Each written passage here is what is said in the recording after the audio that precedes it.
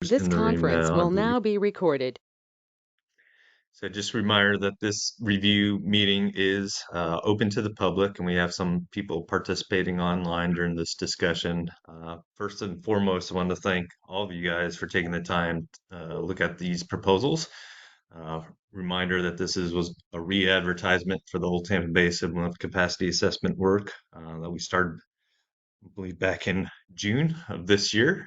So we were fortunate to get 4 proposals this second advertisement, which is great, and we want to hear sort of your guys' opinion on it. So from here, my role in this is, to listen to the conversations. I make a formal recommendation to both our management and policy board for formal recommendation for funding for the project. So I'm going to be a passive listener to some of the discussion.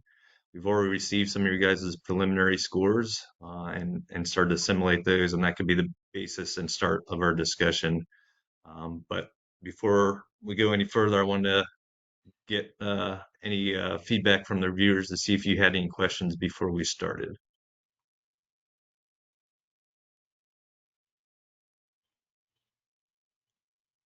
Hearing none. Maya, you want to fill in on anything else I might have missed? No, I'm just trying to get my computer to share the right screen right now. So just a quick question. So I guess like we kind of did it last time, do we, from a housekeeping standpoint, do we want to just kind of go through each proposal, or Maya, you're just going to show the score sheets for all of us? And then like, how do we want to do that? We just want to go through each one individually, or do you want to just kind of look at how the scores shaked out and then we can kind of talk about it that way? Yeah, so Ed, maybe if you could try and see if you can share your screen. I'm not being able to select out of my 3 screens right now without leaving the meeting and coming back. You had me as a organizer Yeah. or a presenter.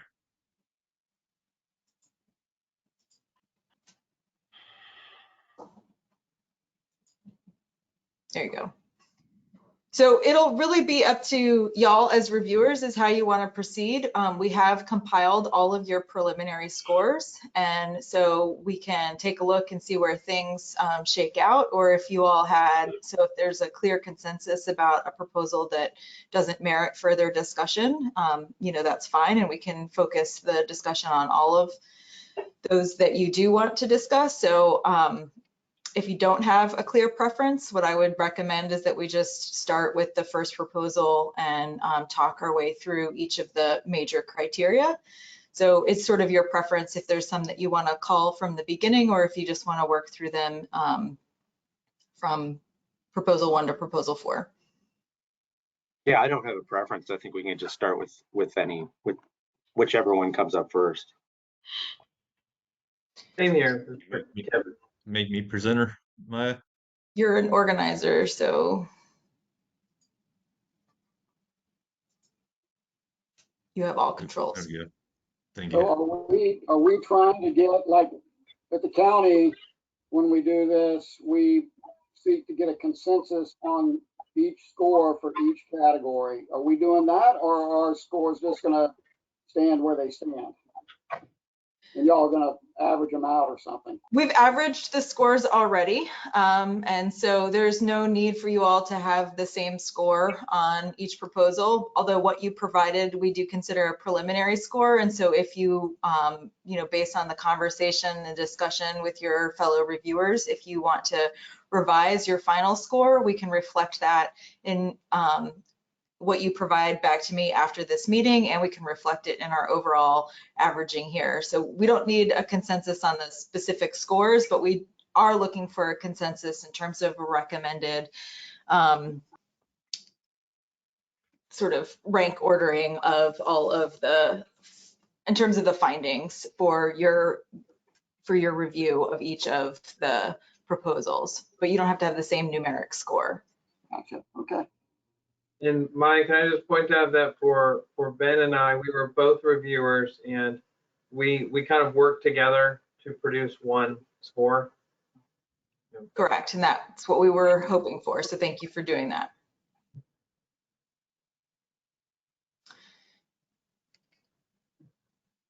So is there a preference from the group? It sounds like to just work through them, starting with the USF proposal, or is there another way you'd like to proceed?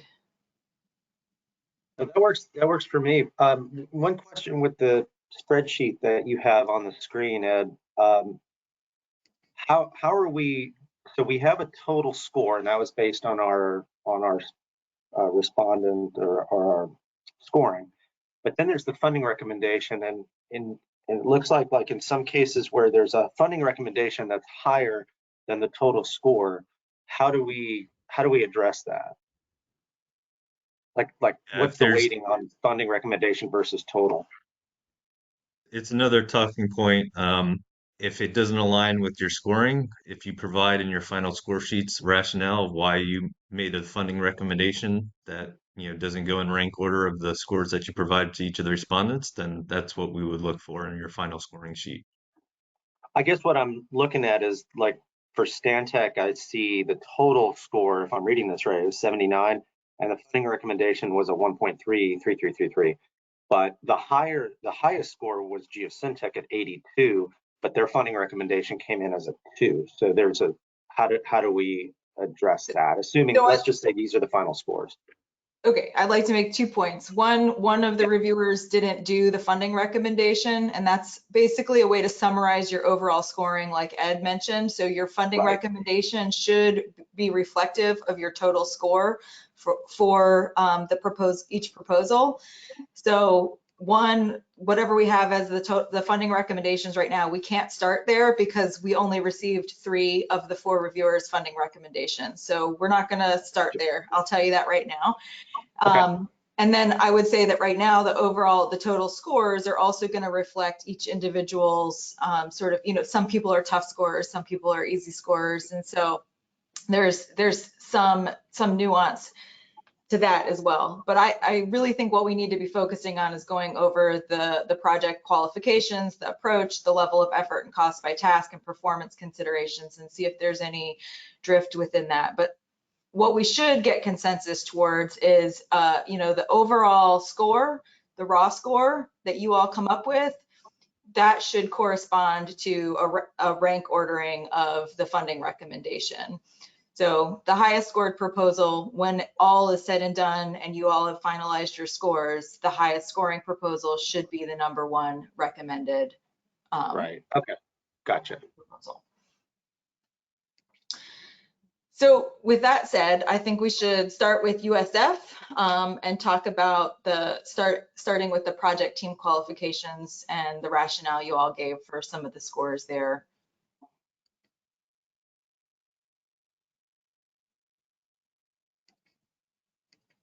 And Marcus, I'll put you on the spot if nobody else chimes in. Yeah, so I think I'm probably in agreement with the other reviewers on this. This one did not seem, just broadly speaking, to cover the full scope of what we asked in the RFP. Primarily, it was looking at developing a wind-based model with the hypothesis that wind was primarily driving the recent seagrass losses in Old Tampa Bay, both from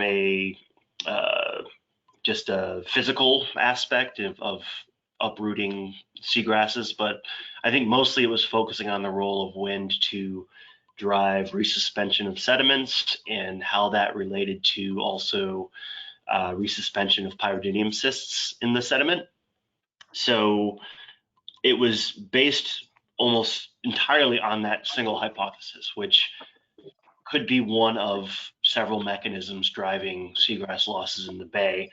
And if that's the route we want to go, that's fine. But again, I don't think it's all encompassing of the many components that are likely additively or synergistically driving the seagrass losses in Tampa Bay. So it looks like we are mostly in agreement that was the main drawback of that proposal. But that was sort of my main summary of that proposal, that it was great if that was the one hypothesis we wanted to address, but wasn't all inclusive of everything we asked about. And I'll just chime in. So that's a good summary, Marcus. And Ben and I were looking at the same thing, and obviously looked at the data that we had available and kind of were looking at turbidity and TN and kind of looking at the long-term period of record data and really didn't see a relationship between those two. So I think the focus on wind was not, is, in our opinion, I think we were like, that's not the driver. You know, that's the focus. Enough other information and confounding factors that were discussed in the proposal. Yeah. Yeah, I agree. And I would just add really quickly that this proposal felt very one note to us. And like Marcus said, just kind of focused on the wind and wave action and not some of the other drivers as well. It was definitely not due to a lack of expertise or anything like that. It was, so that was good. But obviously the paradigm shift or evaluating the existing paradigm was, I don't think that was very explained very well, you know, how that would be done either. And that was one of the key components.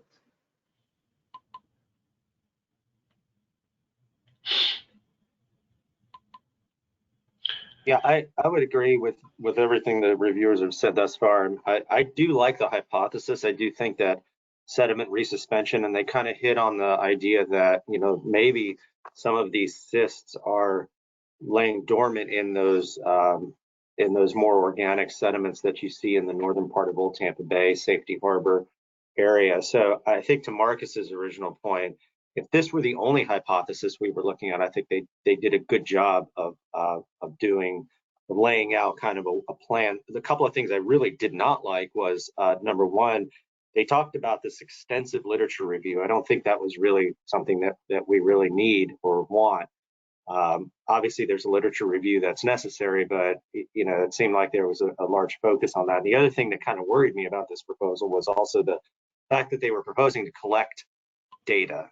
This is a 1-year quick turnaround type of a project, and anytime you're talking about data collection, makes me a little bit nervous on this type of a project. But you know, I think overall it is very narrowly focused, too much so relative to what the RFP was asking. So I'm you know, I basically concur with what you all are saying, but I think it's a good hypothesis and does warrant further analysis, but I don't think this is the right venue for that. Jeff, do you have anything to add? No, not really. I mean, I felt the same way. It was super narrow. It was, in my opinion, it was disorganized, particularly from the perspective of personnel and costs. It just, it's certainly not a format I'm used to. But on top of that, it seemed to be super narrow, and I definitely shared Chris's concerns about data collection. I mean, we probably have the most robust data set for the Tampa Bay area, historically and otherwise, of anywhere in the country. I don't need to collect more data, and it just would throw more unknowns into it. So there were things I liked about it. I certainly think there might be some things to call out of their suggestions and pull into whoever wins. I definitely think that's there, but I think I just don't see them being the guys to do it. So there seems to be a broad consensus around the funding recommendation at the 4 level, so close to that do not fund 5 level. Are you all in agreement? I am. Yeah. Okay. One other thing I wanted to point out about that proposal is there was mention about catastrophic events like hurricanes or storms. This was the only proposal that seemed to mention that. I mean, it does sort of tie into the wind hypothesis, but that is these sort of, I guess, anomalies or one-off events like hurricanes or punctuated events in the time series that could be driving seagrass loss seemed to be an important factor that the other proposals didn't consider. I'm not saying that changes my opinion about how this is narrow in scope and doesn't change, in my mind, our consensus about that. But I just wanted to bring that up as one point that this proposal mentioned that I didn't think the other ones mentioned as well. Yeah, I think applied implied environmental, applied ecology did make mention of this kind of looking at an event level analysis. I wasn't quite clear as to what that meant, but I took that to mean like an event-based analysis. Although that also begs the question that do we have data on water quality specifically for certain events? I'm not sure that those data exist, but I agree with you though. I did like that approach that, and I liked the approach that USF was taking in terms of looking at kind of an outside the box sort of approach. I think it's important that we sort of take a look at things a little bit differently than we have in the past. And certainly, focusing on the resuspension wind sediment linkage is something I've been promoting the idea of, really taking a closer look at the sediment water interface and some of the processes that are happening in the sediment, not just focus exclusively on the water column. And I think they did that, but again, in a very narrowly focused way. So good proposal, not probably appropriate for this RFP. Okay. Are you all ready to move on to the next proposal from Geosyntec? Yeah. Yes. Who wants to kick it off? I'll go first, I guess, since I was first on the last one. So yeah, this is, as we all know, a resubmission of the only proposal we got for the first RFP, which was great. By and large, I think we'll probably be in agreement that this team does represent a powerhouse of individuals that have been working with the estuary program for a long time. So there is very extensive knowledge and background and data sets and modeling tools already in-house from this group. So I think there would be confidence that they could build on what was previously been developed, as well as probably less overhead in getting them up to speed than some of the other proposals for what has previously been done and building on the existing tools. So that's, in my mind, a great positive benefit of this proposal. There was obviously explicit additions of some of the components that we brought up based on the last discussions that we had for the first RFP that weren't explicitly mentioned.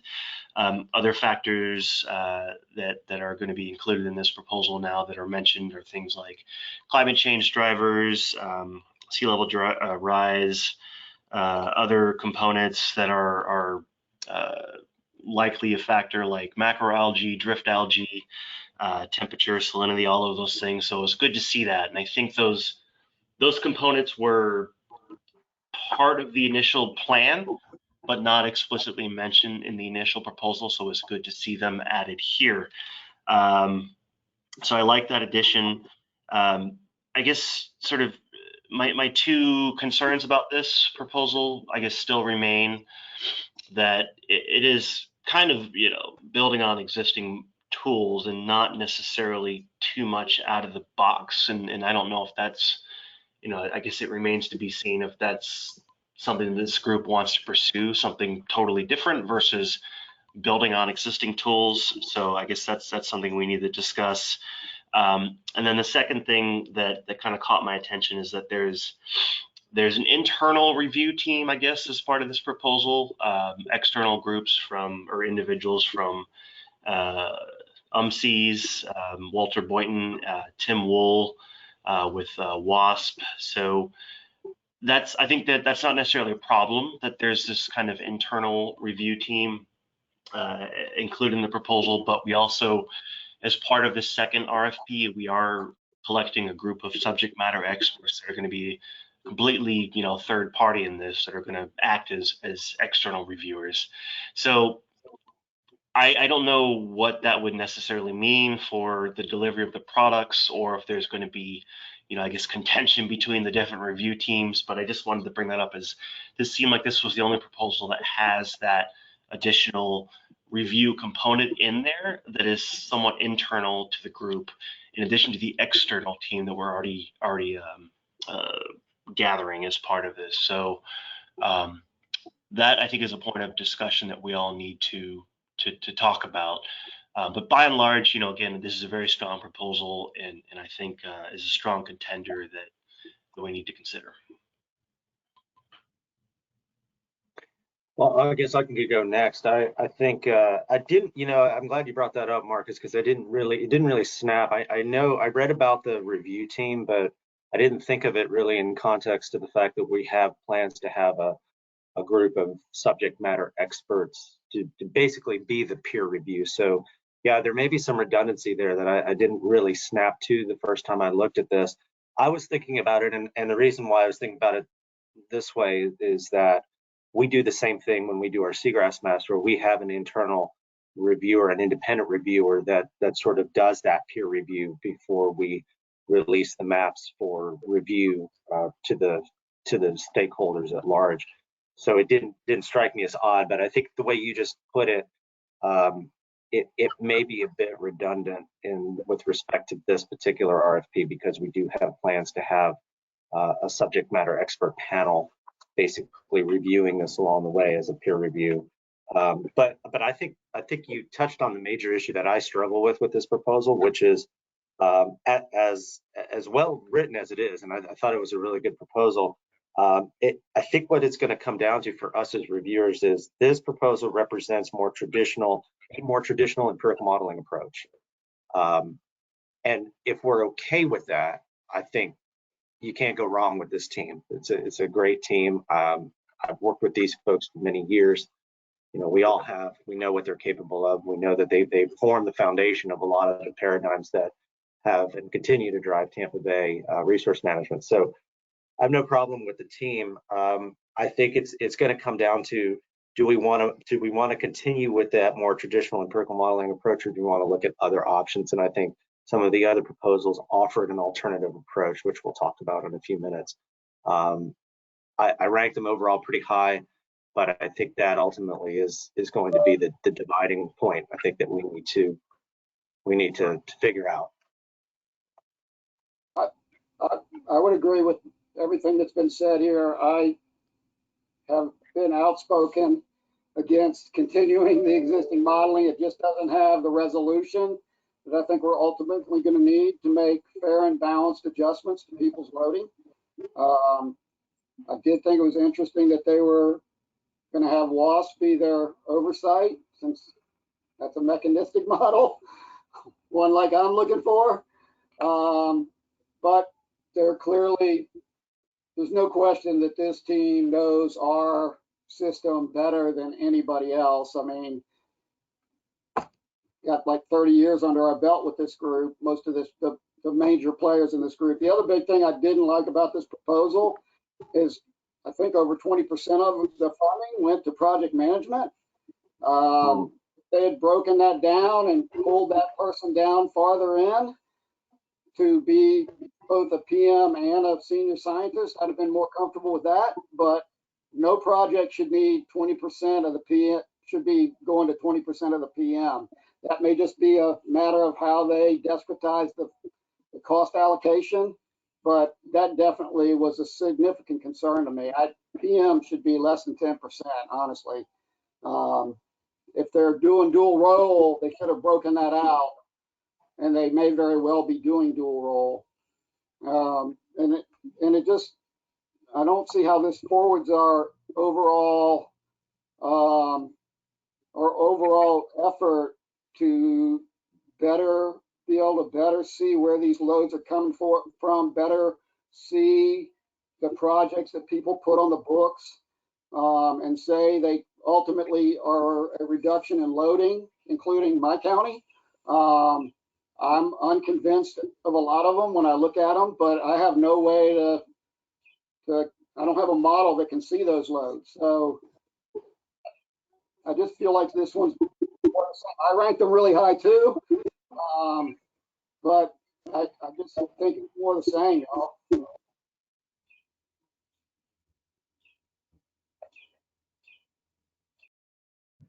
Yeah, and I think, from my perspective, the reason my funding recommendation came in at a 2 was for that reason, that I think, we're looking for new ideas, and does this proposal really encapsulate that?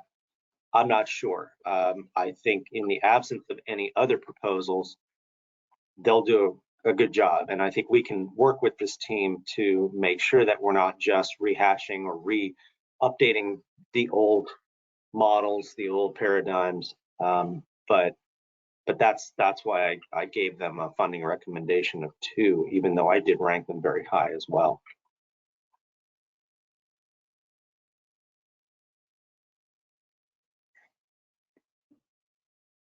And for what it's worth, Roger Johansson, I think, was added to this second revision. I don't know if that really makes a difference, but we all know Roger very well. Been with us for a long time, so there is that added expertise of including him. But that's something I did notice specifically with this second one that wasn't in the first. And I think he's with the internal review team. Yeah, and that review team was something that they proposed originally too. So I think they're just maintaining that they think that that's a good idea to have that internal level of peer review on their team as well.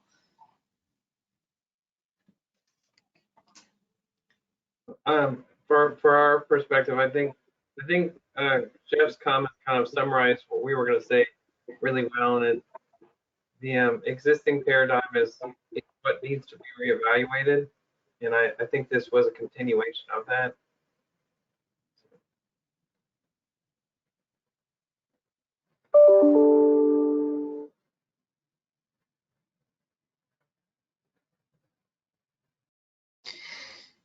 So based on this discussion, are you all intending to revise your scores or get into some of the details about the project approach that you may be? It sounds like you continue to have comfort with the team, but less comfort with the project approach. Are there specific elements you want to discuss or scoring that you want to revise? Because your scores are still very high for the project approach, and it's maybe not matching with the conversation that you're articulating.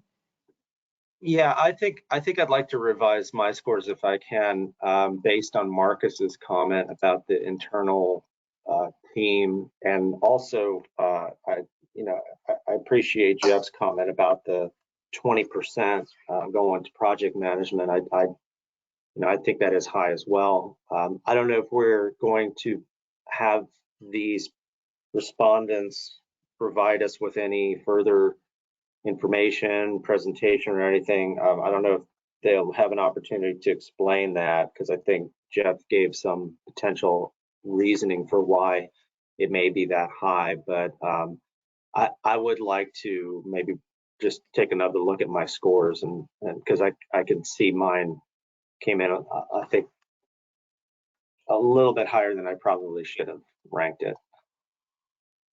Well, I think you said 2 things that we need to address. If you all want to schedule a time for question and answers with proposers, then that's something that we need to discuss, and you need to let us know so that we can arrange a time for that to happen where everyone has a fair opportunity to be present to answer those questions.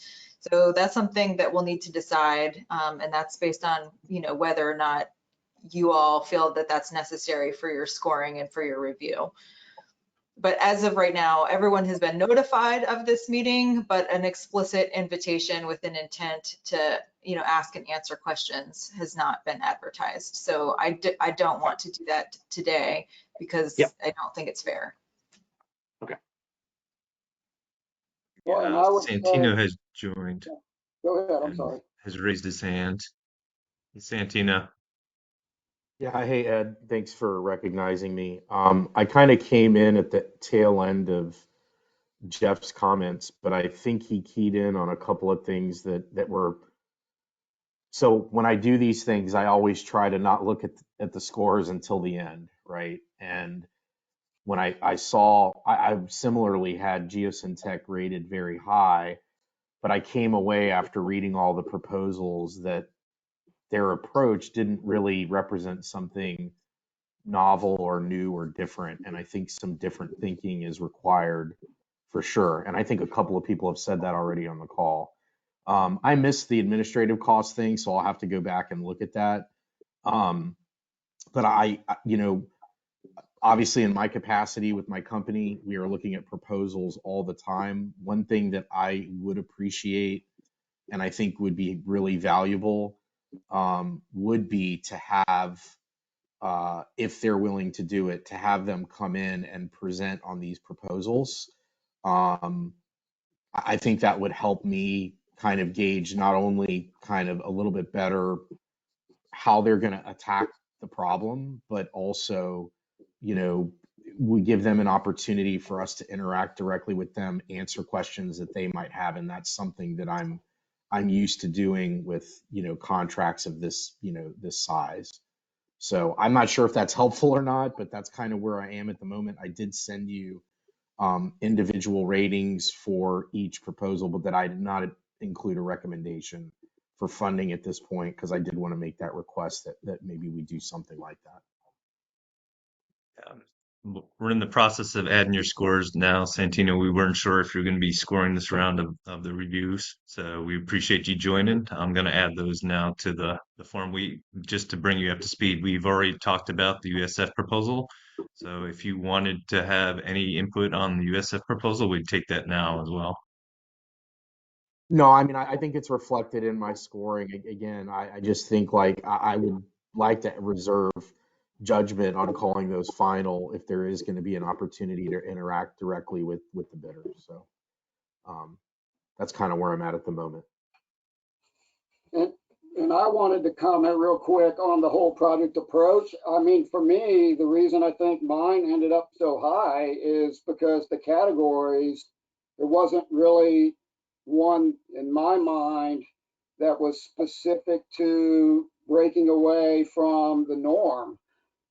Like I said in my earlier comments, I mean, they understand the process better than anybody. They understand it better than me, and I've been doing it for 23 years. I mean, you can't have the team they have and not understand it. And, then you add in Roger. I mean, there's no question about that. And the proposal was clear. There's no question about the clarity of their proposal. I mean, I struggled to find a place to address my concerns about this just being more of the same, the way the three categories broke down. So that's why I think they ended up ranking so high, because even that third descriptization of project approach, which was a description of required task methods and analyses, they still hit that pretty hard. So I just, there wasn't a place in my mind to say, oh, we need to break out of this existing paradigm. They aren't proposing to do that. So that, I think that's why mine ended up being so high relative to the others. And then my funding recommendation basically I sent in already, but I might reserve the right to change that based on some of what I've heard here. Yeah, everyone will have the opportunity to send final scores after this meeting, and I'll need them by the end of today, unless we decide that we need to have a follow-up meeting with the proposers present. Yeah, I just wanted to add a comment to what Jeff was talking about. And I think part of my struggle with this proposal and why it ranked high for me as well is there's nothing inherently wrong with going back and reevaluating the existing paradigms and using current data and basically rerunning the models and seeing if there's a different outcome. I think there's maybe a misinterpretation here that, that's bad. It's not. It's not a bad thing at all. And I think that's where we struggle is that, we want to look at outside the box thinking, but we don't want to just completely forget all the work that we've done in the past. And so Geosyntec, really in a perfect world, it'd be great to have them partner up with some of these other proposals, because you want that institutional knowledge and that understanding of what's been done up to date.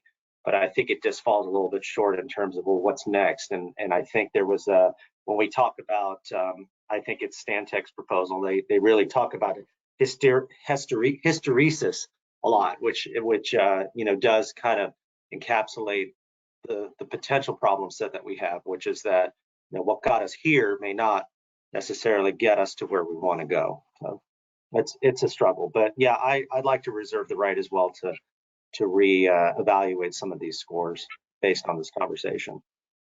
Well, Chris, you hit the same point that I was going to say about Stantec as well, and that point and learning that the mirror images are not the same always, the fixes are not what the causes were, and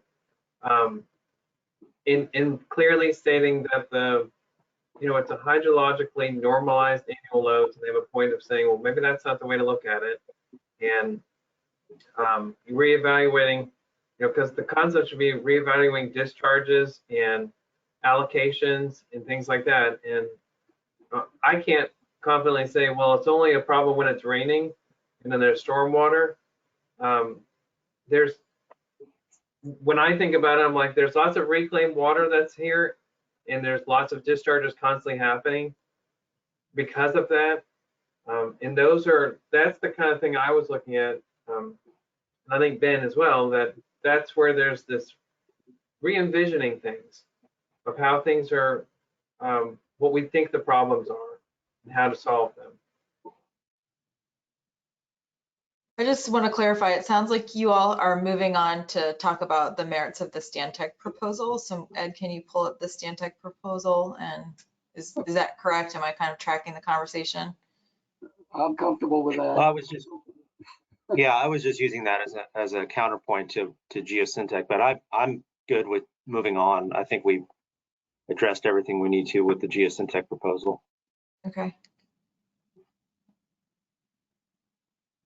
Jeff, did you want to weigh in? No, I just wanted to say, I think you're right. We seem to move on. We seem to have moved on, rather. Did the points, and I wanted to make sure it was just clear and concise with that same topic while we're on it. I'm good either way.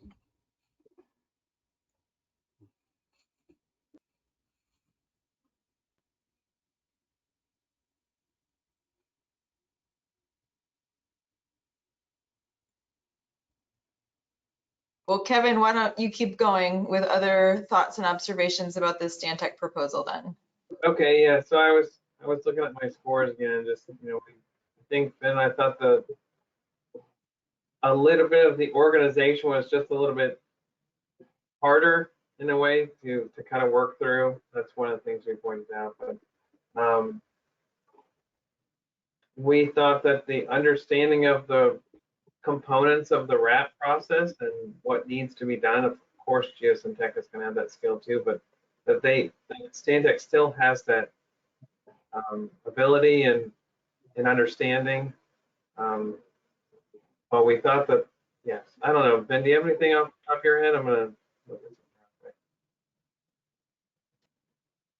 No, I mean, I think you kind of touched on it, Kevin. I mean, I think we scored both of these very similarly, and the funding recommendation for ours were the same. I mean, I think the expertise is obvious here. I think you're right, Kevin, in that this proposal seemed a little bit harder to follow than the Geosyntec one, but I mean, I think the points that were brought up in this one were good. I mean, I think both proposals were very good. Yeah, and so I think the one more point that I now remember is that in the Stantec one, I think there was the proposal had more of a bioassessment or biological component to it, and I don't have the things to point out right off the top of my fingers here, but that's what stood out differently. And I think that's an important one, that we're really trying to talk about what is obviously it's the seagrass and things that are going to that. That's our end goal. But that's why I thought there was a little bit more weight for this one. and what we liked about it.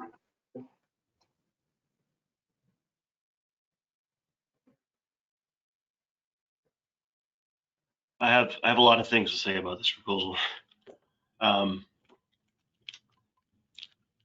Generally speaking, I think if we want something that is pushing the boundaries or out of the box, this is the one to choose.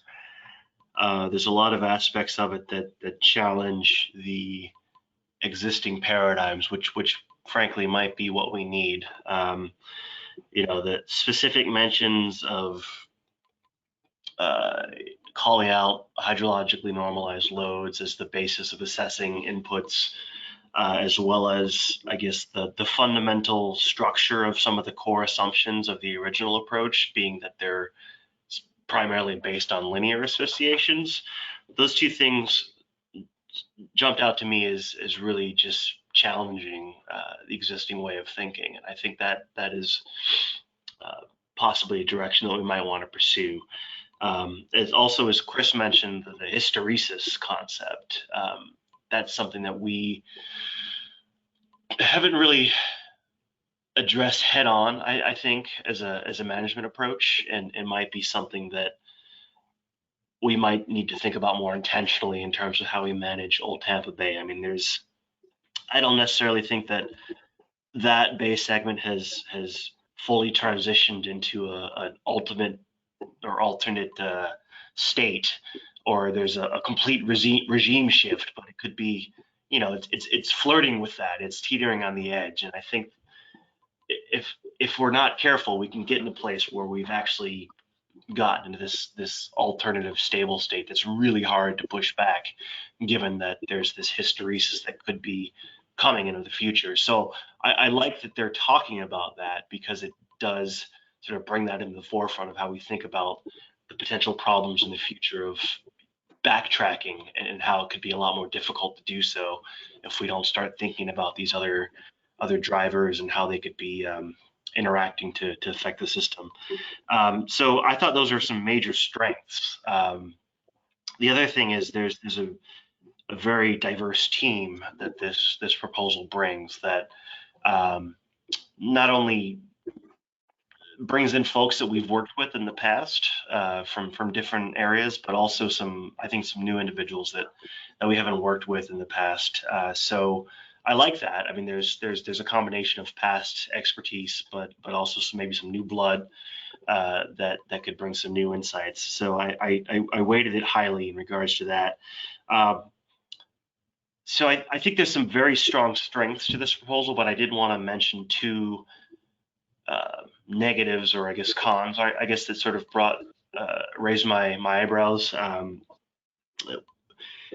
One's kind of technical. Some of the new models that they're proposing, primarily the empirical models, I think, although I think it's good that they're focusing on these alternative ideas like nonlinear models or state space models, I guess, that Miles Medina has expertise in. In regards to that latter modeling approach, I don't fully comprehend everything that it includes or how it works. It seems to me kind of like a black box, and I don't know if the rest of this group has any thoughts on that. But that, and specifically the paper that Miles published regarding red tide drivers in Southwest Florida, got a lot of attention, and it's not necessarily a bad thing. I just don't know if I fully grasp or understand or appreciate how these models are advantageous. So if this project is to be selected, I would like us to challenge this group to really make those models more transparent and understandable, so that we kind of can appreciate the assumptions underneath them. So, because if they're going to be used to drive potential policy change or regulatory thresholds, we need to fully understand that. So that would be a caveat, I think, in my mind, to accepting this proposal. The second drawback of this is that they do bring up climate change as a potential confounding factor to address, but they mention in more than one place that it's not within the scope of this 1 year of funding. So we're not going to get that piece, I don't think, if we accept this proposal. But they do open the door for a possibility of other funding opportunities after this 1-year RFP, if need be, which, I think that's a possibility, but it's not a guarantee that we'll get that piece of the puzzle looked at extensively with this 1-year funding. So I don't know if others caught that, but I just wanted to bring that up as a potential issue with this proposal. But by and large, I like the ideas brought forth. I think they would definitely, challenge existing models, and maybe could be what we need to think proactively about, preventing this system from really truly getting into a state where we don't have the ability to push it back to a desirable condition. So that was a lot, but that's No, my I thought. thought it was really good. I think that's really on point. I really am opposed to an empirical model. I know I'm the lone engineer out here, but it just doesn't let us see the desperatization that we need. But what I will say about hysteresis is this was a discussion held 20 years ago regarding the semi-confined nature of these 3 basins that make up Old Tampa Bay and the proximity with which the domestic wastewater plants had gone to AWT. Charles and I had this with Holly at the time and Tony, and we specifically discussed our concerns about bound nitrogen and that these loads may have been inappropriately low. And we had a discussion as to whether we should reevaluate what an appropriate load was for this bay segment. So I totally agree with this potential that maybe now it's not necessarily associated with what we have built up in the muck or the sediment column. Then maybe now it's more about temperature change, sea level rise, and those types of things. But those had been discussed. I've been convinced since I first got involved in this that this bay segment's loads were set artificially low.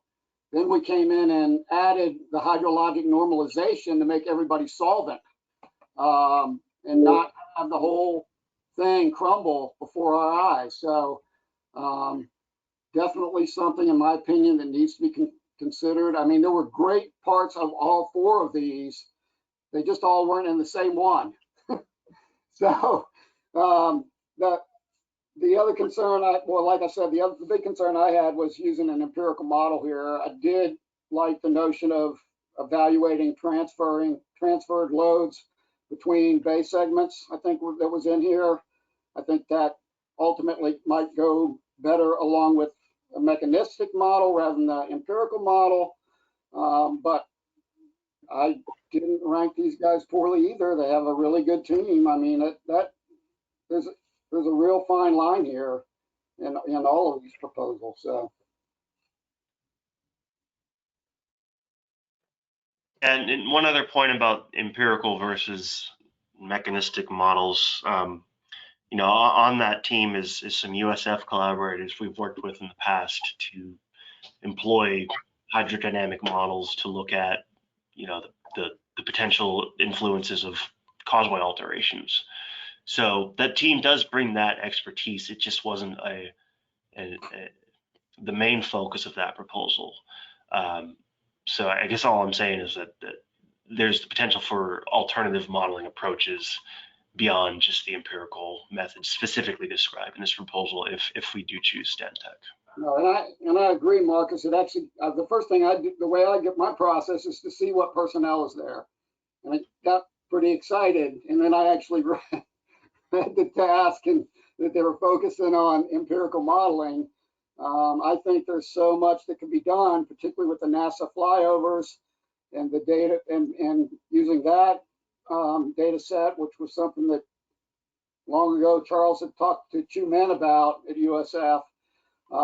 But we just got to get away from these empirical models to do that. And once again, we have another proposal that's in many ways sort of proposing just a different empirical model rather than the one we got. And I'm not sure that works for me real well. So, but I agree. I saw that who they had on their modeling team, and I I got happy momentarily. And then I read that tasks descriptions. So I'll give you my 2 cents, and I hear what Marcus, you and Jeff, what you're saying, and I agree to an extent with what both of you are talking about.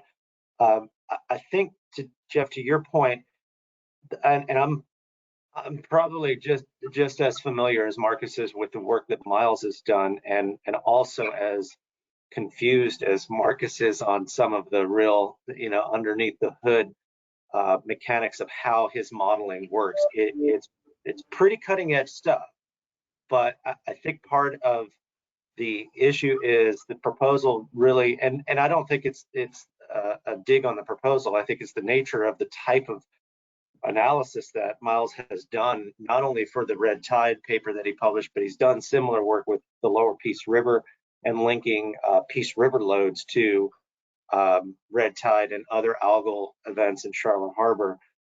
It's complicated stuff. And so I do think that would be a challenge. And I have actually a couple of questions for the group. That's one question I have is really more for those of you guys that are in the regulatory arena, which is when we talk about some of the work that's been proposed in here, how would this, I guess one of the problems I had is how would the results of this work apply in a regulatory arena? Because ultimately we're talking about allocations under the RA plan. And if you're bringing in new techniques and sort of, out of the box thinking, it's going to take a lot more potentially effort to try to explain these complex analyses in a way that will make those permitted entities comfortable. So I was going to ask to see how the group felt about that at the end of all of this when we get the report. How will that be received if we introduce the potential for reduced allocations using some of this new methodology that hasn't really been done in the past? The other question I had for the group is for task 1. I think their timeline was 5 months. And this is a fast project. I'm concerned with what they proposed in task 1 that they'll get that done in 5 months. I didn't know if anybody else had that concern.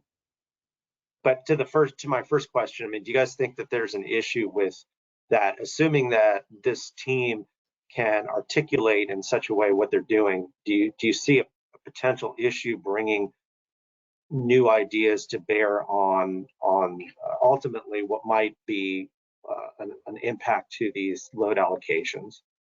I mean, I think it's our discretion to use whatever model we want to support the health of the bay. I mean, the problem is you will have to open up that final order. There's no way around that I can see. It's basic. The individual bay segment final orders are essentially a table with the load allocations per entity. So if you're going to come back and say, well, we want to change those, I don't know how you would do that short of opening up that final order. I'm not saying that's a problem as long as I think we can demonstrate that there's equity in the reductions we're requesting. Like I said, I was going to wait to the end after we discussed all the proposals, but sort of the lens I've been looking through for all these proposals is I think there's been a lot of weight put on task 1 and 2 of what we've asked the respondents to provide back to us, but just as much weight I think needs to be placed on task 3 of the management interventions that are going to be proposed based on the work under the first 2 tasks. So I would, just encourage the reviewers to kind of look at that from across all 4 proposals and keep that in mind, because that's going to be an important component. Of course, you raised a great point. We're going to have to translate this back to how we manage the system through the nitrogen management consortium. And if it gets overly complicated, there's probably going to be there's going to be more resistance to kind of move in a direction where complicated ecosystem processes can't be intricately tied to a loading permit. So that always is kind of in the back of my mind of how we're interfacing with the nitrogen management consortium. And that's sort of the lens I looked at for some of the these new round of proposals received. Well, and to that point, Ed, and I'm gonna jump back to geosyntech. I'm concerned to continue with the paradigm of decision memos, because when you go back and look at the whatever 28, 27 decision memos, and you look at each one of them individually, there's not a problem. But if you go back and look at some of how those decision memos interact with each other, there is a problem. And we compartmentalize that stuff to get us to our endpoint. But I'm not sure it was in our best interest to do that.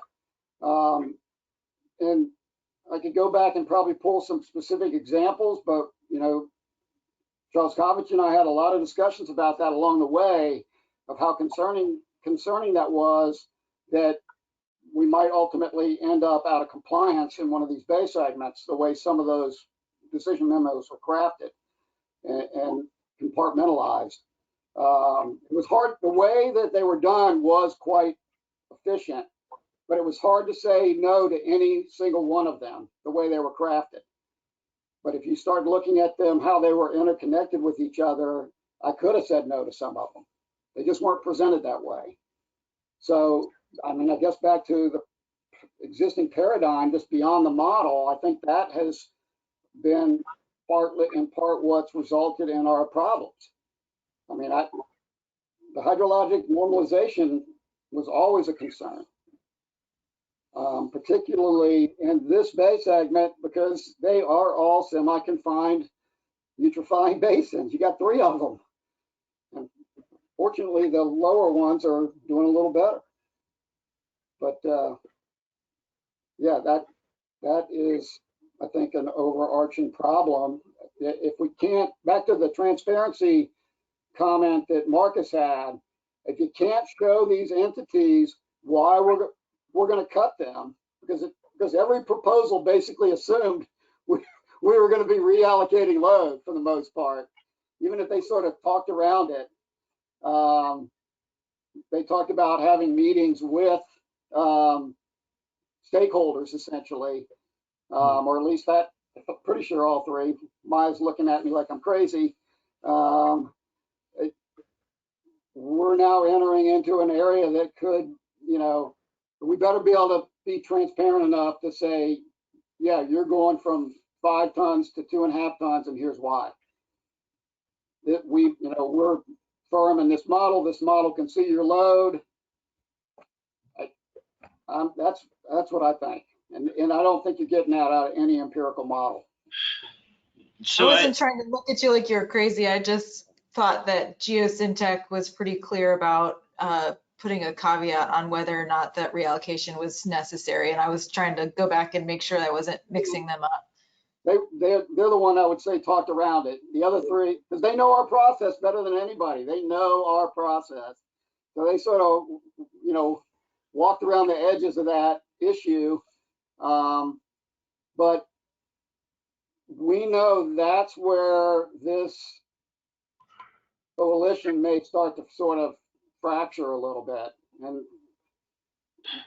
I think to Marcus's point about transparency, we can say you're going from this number to this number because this model, when it's been calibrated, supports that, is a lot easier than having a model that can't see their load size and we're saying, oh, we're going to reduce your load by 50%, or we're going to reduce the load across the board by 25%, whatever those numbers might fall out to be. And I'd really like to see this pulled together. So I want to clarify about the modeling. I got the impression that the methods that Sandtech is proposing were more exploratory to understand potential drivers of these changes, not necessarily as tools to potentially reallocate loadings. And I think that is a good approach to understanding the potential changes, but I didn't get the impression that these empirical models were going to be used for tasks 3 and 4. And they do explicitly bring up some of the existing tools like ECOMSED, other hydrodynamic models that could be used to understand how these could be driving changes in loading. So my comment about transparency was more about just, it seemed like the more exploratory tools they were proposing rather than how they could be funneled to some of these downstream discussions. And another point is they talk about like some of the light optical models that have been used in the past. For example, they've been calibrated on thalassia, I think, which is found more in lower Tampa Bay. But they talk about Old Tampa Bay is dominated by haliduli. We all know that, but there might be a need to reevaluate those relationships specific to that species. And this attention to some of the more specific characteristics in Old Tampa Bay, and revisiting some of these older models to do that seemed to me a little bit different approach from what they were talking about, from just these more empirical models, just understand drivers rather than having these empirical models affecting the decisions towards understanding the load allocations. So I think, my comment about transparency, I think is important, but I think maybe taken out of context in this discussion, because I don't think that those models were really being used to really drive the discussion about how, the changes in regulatory compliance or whatever that could affect the NMC. I don't think it was really directed more towards that component.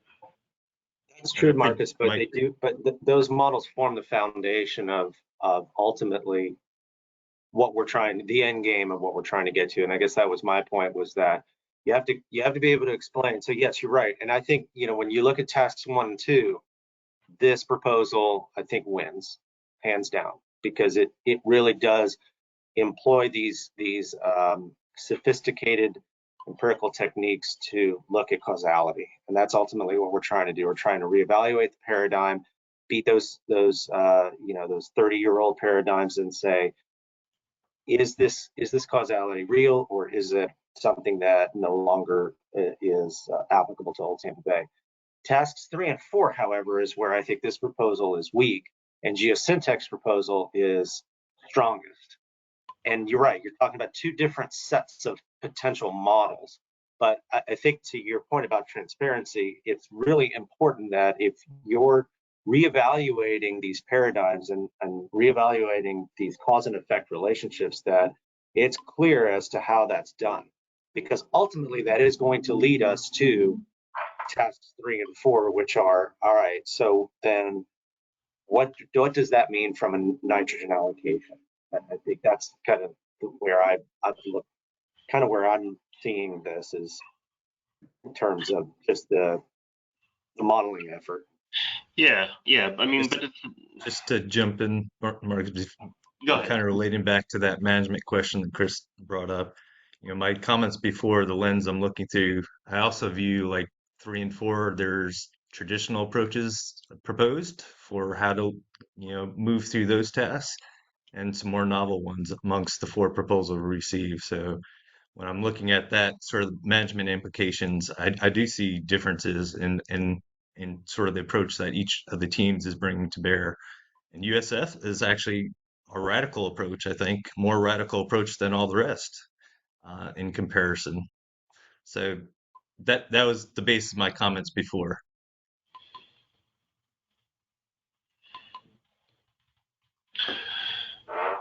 Yeah, I just, I wanted to add on to what Chris was saying. I understand these proposed empirical models are not necessarily intuitive, but if you look at the other extreme, the conventional models, even there was a comment in the Geosyntec proposal about Occam's razor. The simplest explanation is probably the most plausible, and I understand that, and I think that has been one of the more positive aspects of the historical approaches, because they're simple to understand, and they describe fundamental relationships in Tampa Bay that we know are true, and they're easy to comprehend, and therefore, they've driven a lot of these, the existing management paradigm in terms of how we regulate the bay, and I get that, but the whole point about this proposal is that, it's not just a simple linear relationship between nutrients chlorophyll light production in seagrasses. And there's other components that are affecting this relationship, not just individually, but collectively with these other stressors and drivers. And so I think we need some of these more comprehensive models that can look at nonlinear trends and interactions among variables and ways that can really capture the state space dynamics, to use that buzzword, that can really help us understand what's going on. And not just the models that Miles used to look at red tide, but just the nonlinear generalized additive models. Those are not super complicated, but they can really be really useful to describing nonlinear trends as well as interactions between variables. So I would just, I probably showing my bias, but I want to encourage the group to think about how these empirical tools can help us understand relationships beyond just these simple conceptual models, especially when we have other drivers that are acting collectively at different times and places. And I think these tools can help us do that. But I agree, we need to have more, if we do choose this proposal, more of a clearer description of the model themselves, so that there could be buy-in when it does come to that, to driving policy change or threshold allocations. Yeah, to be clear, I'm not saying that we avoid complex models because they're hard to explain. I just think that that's a consideration. But no, absolutely, I agree with what you're saying, Mark. Tino, we haven't heard from you on this proposal. Did you have anything you wanted to share? Yeah, Maya, thanks. I've been on mute because I got some background noise here. Not in my office today. Look, I've been listening to everybody's comments, and I go back and look at the criteria, and I really think I didn't capture, kind of when I look at how we're rating the content of the proposal, the plan for work. I think all these comments are correct. I probably missed something in terms of challenging some of these paradigms, and as Ed mentioned just a few minutes ago, I looked at the USF proposal, read through that, and while it may not have been as well structured and maybe perfectly aligned with the proposal, the request for proposal that we provided, it does introduce some interesting concepts to explore that I think are going to be required to kind of, I don't know, in a non-technical way, get to the bottom of this, and I just don't think that the scoring rubric really reflects kind of what I think we're all saying we're looking for, is that there's kind of a general consensus that the traditional approach to this problem is probably not going to work, and that we may need to be thinking a little bit differently. I think it was Marcus, and I apologize if I got that wrong, but Marcus mentioned on this particular proposal some pretty aggressive schedules on certain aspects of the work. That was one thing that I had written. I don't have the notes with me, but I remember putting a little star on that. It was kind of aggressive in terms of timing. And I know overall all of the, these all have to meet the same short schedule, but that was something that was concerning to me on this one, that stuck out in my mind as well. And then, I don't know these technical folks as well as some of you do, but I think there was some mention of, some work that had been done on red tide and some kind of novel modeling approaches there. I think looking at some, expertise in an area like that, again, we're maybe looking at trying to answer these questions in a different way is something we should be looking for. So.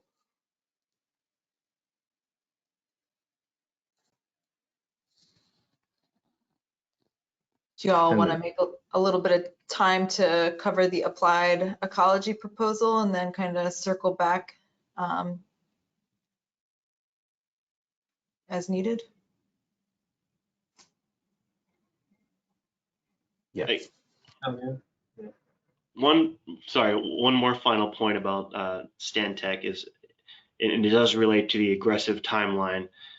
I think we are asking a lot of the RFP and the folks that have submitted proposals to do this in 1 year, and all but Stantec said they're going to do it all in 1 year. And I initially said that Stantec said they can't do it all in 1 year as a potential drawback, but at the same time, maybe that may be a more realistic approach to this. And it does give them the potential for paying more attention to the components that they actually can manage within that 1 year time frame. So I wanted to bring that up as this Stantec was the only proposal that actually was maybe more realistic about the timeline than the others.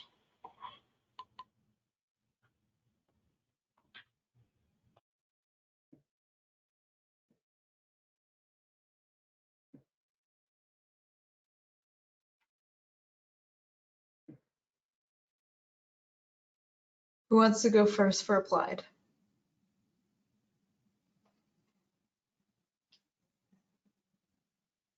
Chris, do you want to go first? I can get first. Okay, so yeah, this one. So again, just like all these proposals, I thought the team was very impressive.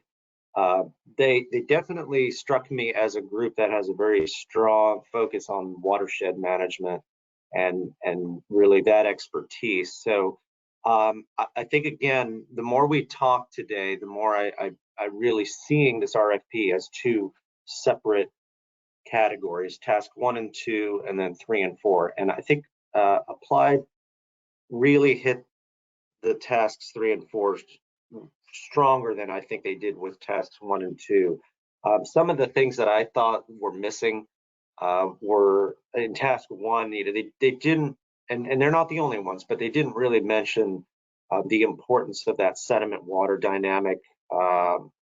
And I think that's a missing piece that was also reflective, I believe, in really the Geosyntec proposal as well, where they focus a lot on sort of the water column and your more traditional watershed management level type of analysis. But there's a lot happening in the sediment, and that I think is important and was definitely brought up in the USF proposal.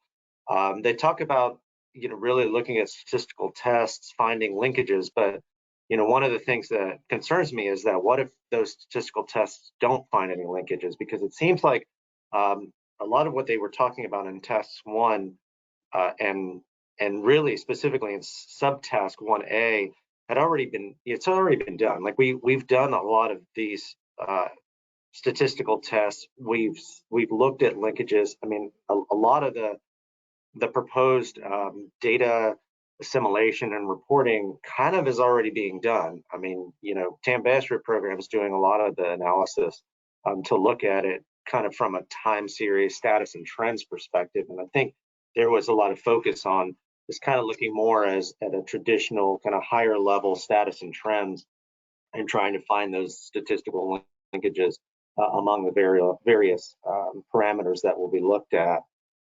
They talk about water quality thresholds known to impact seagrass health.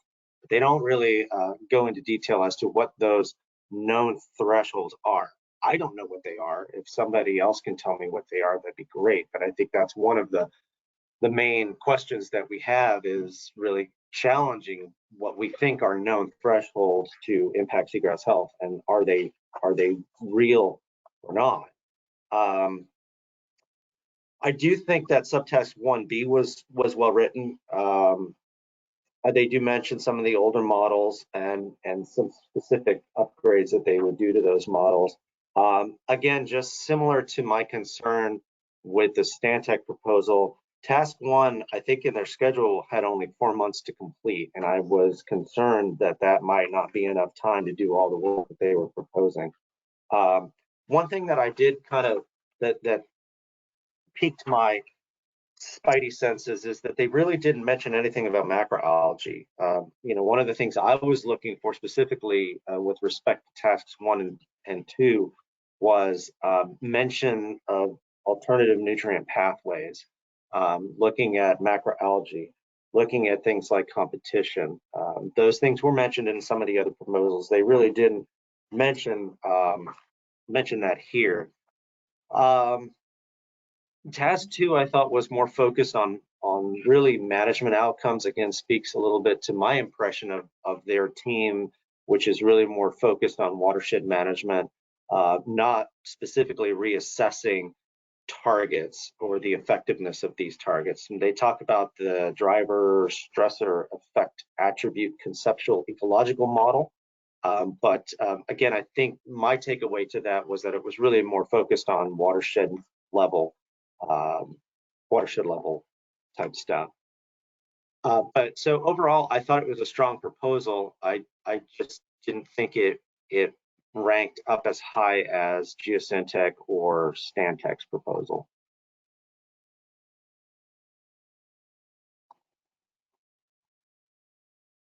Yeah, this is Kevin. So I guess from my perspective on this one is using the IRL as the kind of expertise area, which is primarily a septic tank driven, maybe groundwater issue, but also flushing. I don't really think that's the problem here in the Tampa Bay area. There's not you guys can correct me if I'm wrong, there's not the septic tanks that are remnant here in groundwater contributions probably that East Coast faces. So I didn't see the linkage and the focus on that as much. That was talked about many times in here, and the swill model and things like that. So that was. I was actually a little excited about the idea of using the spatial watershed loading model, because I do think this is all driven by hydrology. The fact that you basically have a completely closed basin in the very north, a largely closed basin in the middle of Old Tampa Bay, and pretty much a closed basin in Lower Tampa Bay as well, although I think you have a little bit more depth there, so you get a little better flushing in that area. I mean, I think Weisberg's model had, the northern portion above the Courtney Campbell Causeway as being, 6-7 months. Now that's nothing like the IRL, where you basically have stuff stuck up there for years.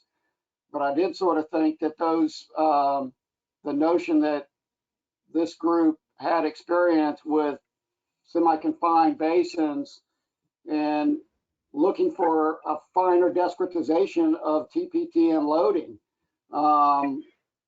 seemed to fit what I believe is going on up there. I agree they didn't address the sediment column, which I think is critical here, but I don't know if that's not implied the way they spoke about eutrophication. Now they weren't specific to it though. I agree with you, Chris, on that. I mean, I found again a lot of things I liked about it, but they definitely don't really understand the process we have here. They did specifically talk about running the swill model and reallocating the loads. That's way stronger than anybody else talked about. I'm not saying that's not what's going to ultimately happen, but I'm not sure I would have led with that. But I found their proposal, I mean, I definitely thought they had the best breakdown for cost, for sure, in my mind. And I look at a lot of these. They cut it, from multiple directions on costs. I like the notion of actually applying a mechanistic model here. I really think that's where we need to land, but I definitely think they have a lot to. They don't know our process. They don't. So I think that they're really weak there, in my opinion. Yeah, I think, Jeff, you're right. If this RFP was really focusing mostly on, I guess, essentially tasks 3 and 4, I think they did a really good job, and the work that they've done in the IRL shows that they can put together an allocation plan. But to get to that point, I think tasks 1 and 2 were not addressed here similarly than they were in other proposals. So yeah, it's almost like, you got almost two different a set of problem set in tasks 1 and 2 and 3 and 4, and really none of them hit all 4. But definitely this group knows what they're doing with respect to watershed level And yeah, I did find it a little bit interesting that their first project, when they looked at qualifications, was the State of the Lagoon Technical Report, because it really isn't what we're looking for here. I mean, I think the estuary program does a fine job of providing a state of the bay report.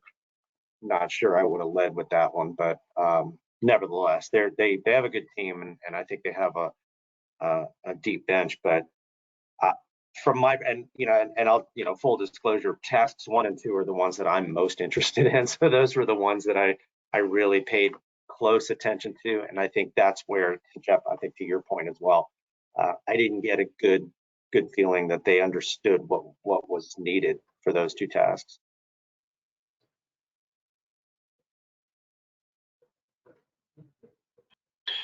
Yeah, I don't have too much to add on top of what's already been said. I agree with all of the comments that have been stated. Obviously this group is leveraging their experience in IRL as was stated. So I think there's some obviously pros and cons of applying that approach to Old Tampa Bay. Some things are applicable, others are not. The only 2 things I want to mention about it, about this proposal that weren't mentioned by others, pyridinium was only mentioned once in this proposal, and I think all the other proposals mention it numerous times. And I don't think that's necessarily an oversight, but maybe speaking more to just this group is not as familiar with Tampa Bay as some of the other respondents to the RFP. So I just wanted to bring that up. And they do promise a lot. I just 3 things I wanted to bring up. I do like the fact that they're going to fully evaluate Old Tampa Bay integrated model, looking at the assumptions, whether it's appropriate, whether it needs to be updated or new data sets added. So I thought that part was definitely good. But one thing that caught my eye was they do suggest looking at EFDC as an alternative model. And there was only a very small part about that, but the fact that they're proposing this completely alternative model to replace an existing one, seemed like a lot to try to tackle within the 1-year process that we're asking them to do this on. And then I had one other issue, I think, with related to their ability to do these the tasks. Is I got the impression, and I could be wrong, but I think Claudia would be one of the lead modelers on this, but she's also the president of Applied Ecology. So I don't know how much she has in her plate. I'm assuming a lot, but I just had concerns about time allocation and workload related to that. So I don't know if everybody else caught that, and again, I could be wrong about who's doing the work, but just something that caught my eye.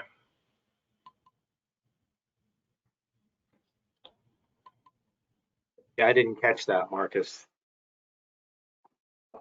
Well, yeah, no, I did. I noticed that, but I mean, I got the feeling they're trying to, and I do a lot of reviews like Tino. It's unless you just know for sure, it's hard to argue against workload versus their proposed schedule. If they say they're going to do it, they got to commit to do it. So I try not to rate somebody too bad for that issue. If they have to throw more people at it, they have to throw more people at it. I also got the impression, based on what they were committing to, that in some ways they might be buying this project in the hopes of future work here. Just to be completely candid, it's not unusual, and maybe that's why she committed herself to do that modeling, Marcus. I don't know the answer to that. But if you say you're going to do something in a proposal, you darn well need to do it. That's my read on those 2 items. Again, I really like the notion of moving towards a mechanistic model, or at least evaluation through a mechanistic model, and additional discretization of those loads if we're going to have to reallocate here. They basically assumed we were going to have to reallocate here, which, again, you don't understand our process. if you're suggesting that on the front end, but I do think that it was nice that we would get a second look, or at least a cross calibration of a mechanistic model against our existing model, basically, because our existing model basically says everything's okay from a loading perspective.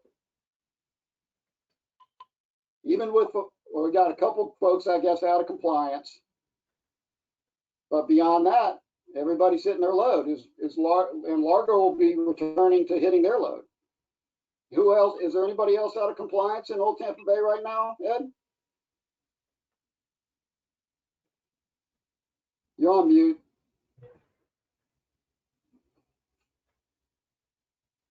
Sorry, you're on mute, Ed. Can you repeat that after you unmute? Sorry. I think there's a couple of minor entities that are exceeding some of their loading targets. And we're losing huge amounts of seagrass. It's not, these are not going to be minor adjustments. And basically our existing model does not capture, it doesn't show that.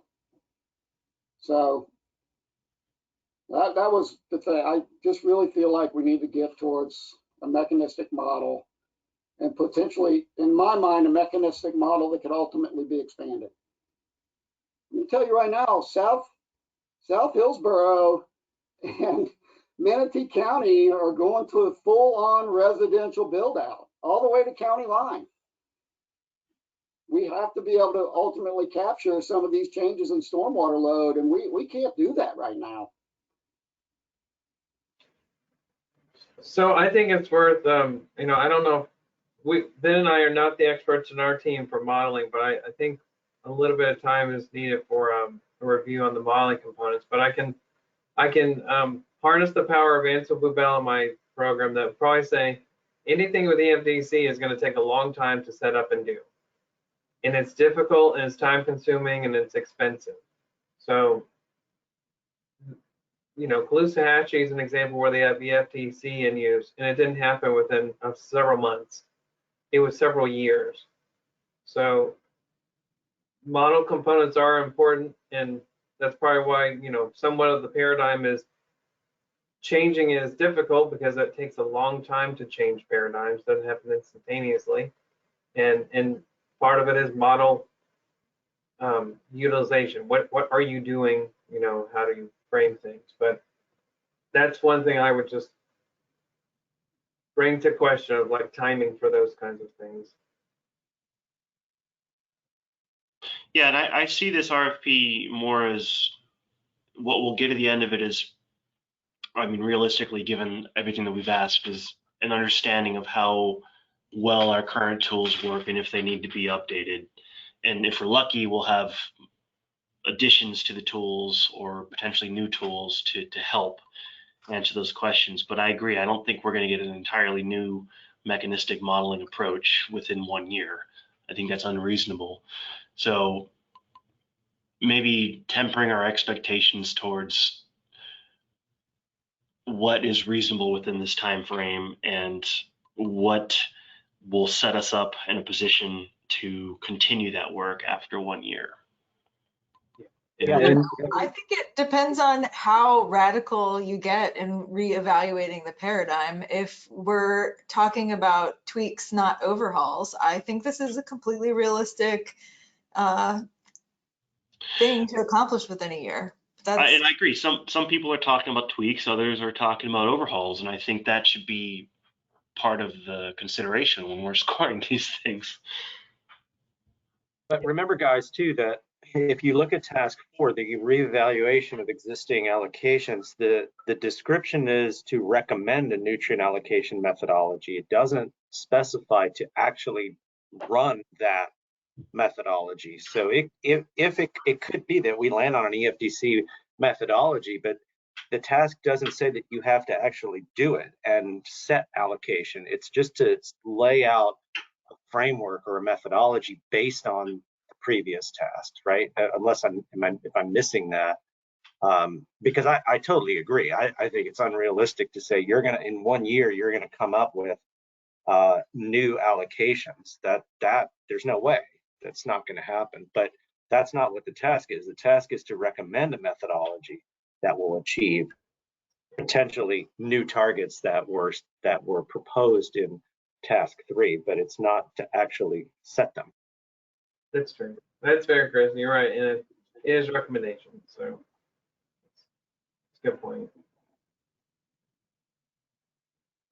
So we've got about an hour left in this meeting, and I'm wondering if you all are to a point where you can start to narrow down your discussion between a couple or, less than the 4 proposals. So Yeah, right now, go ahead. Can I ask a question though to the group first? Because I think, Kevin, you might have been the one to mention this, but are we at a point now, Maya, where we need to ask the question, do we want some or all of the respondents to come back and either do a Q&A or provide us with a presentation?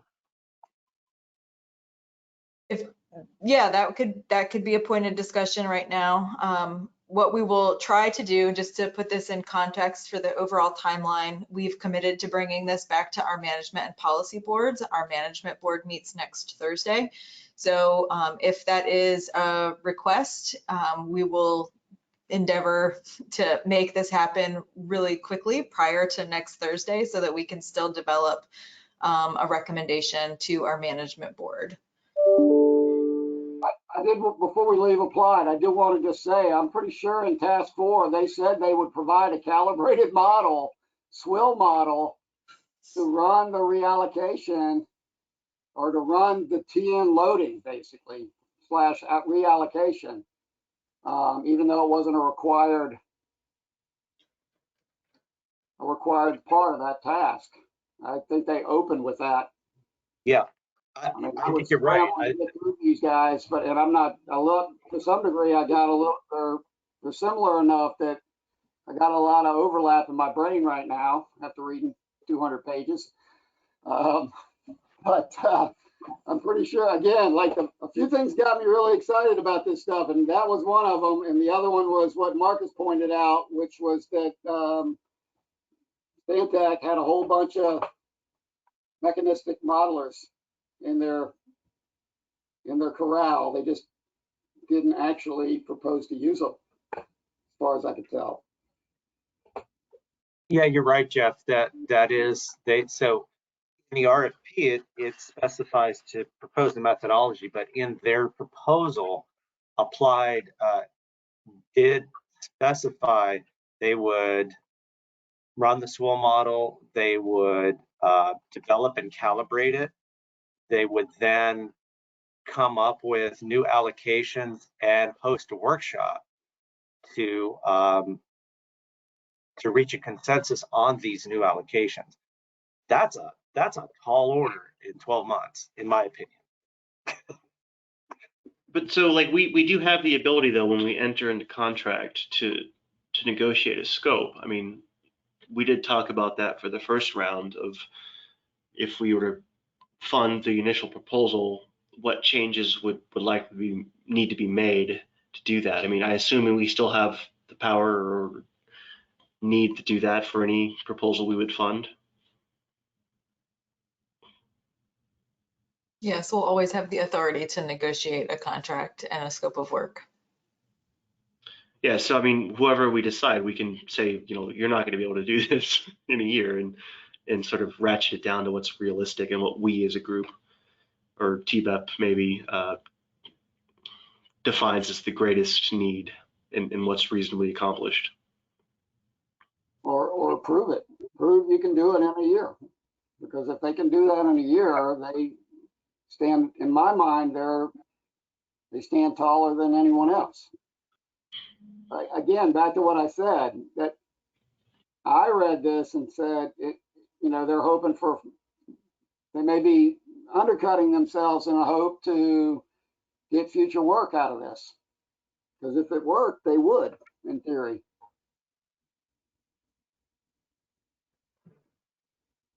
Marcus, I mean, the way I see it, I have to judge the proposal as is. I can't I have to score it based on what they said they would do, and maybe that, the level of effort. I'm not sure which of these rubric items it would go to. Maybe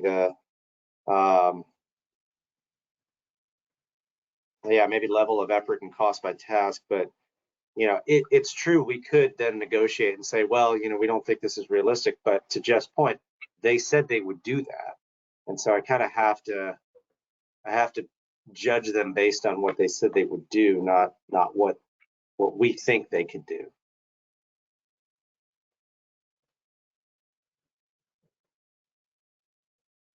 I kind of want to circle back from where Maya started in terms of our timeline and whether or not there's comfort level to shortlist and or ask for additional information from the respondents. Kind of like to hear the thoughts of the reviewers of whether or not there's a need for a follow-up meeting, first of all, from respondents that we might have shortlist from this initial discussion.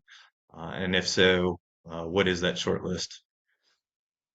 So before we do that, just maybe so I'm clear, Maya, so the management board meets Thursday, but if, let's say the consensus of the group here today is that we do want to do a Q&A or a presentation, did you say then we would then need to try to schedule that prior to Thursday? Is that correct? That would be my preference, is to schedule it prior to Thursday, because otherwise we'll have to reschedule this and come back to the board at February. And I just think that slows us down too much, even after having already done this. Okay, gotcha. Well, to me, that's an important consideration. I agree with you. I don't know if we want to push this to February, but if depending on the level and depth of our questions, getting responses and then reviewing them by Thursday, that's going to be really challenging. What's the rest of the group think? I agree with you. Yeah, it's difficult. I mean, I'll just say, I'm comfortable moving forward with what we have now. I don't think it's a deal breaker to say, well, we can't. I'm not going to make a decision unless they come back and answer questions or do presentation. I'm okay, with the group coming up with a short list and moving forward, as long as we have the ability to refine our scores, which I think I do want to take another look at those. But yeah. I second that. So I agree. Yeah. Yeah, I have no need to have follow-up discussions at this point unless there's disagreement among the reviewers on what the recommendation should be. And personally, my recommendations, I don't think I want to change any of my scores at this point.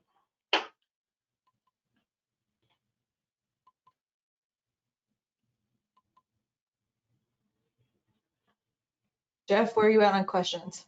I'm comfortable with whatever. I mean, I'm not going to probably change my scores. I don't think my choice is going to get chosen, but that's okay. Then I can have something to say later, and no one will have anything to say to me. Chris, Kevin, and Jeff, in terms of score revision.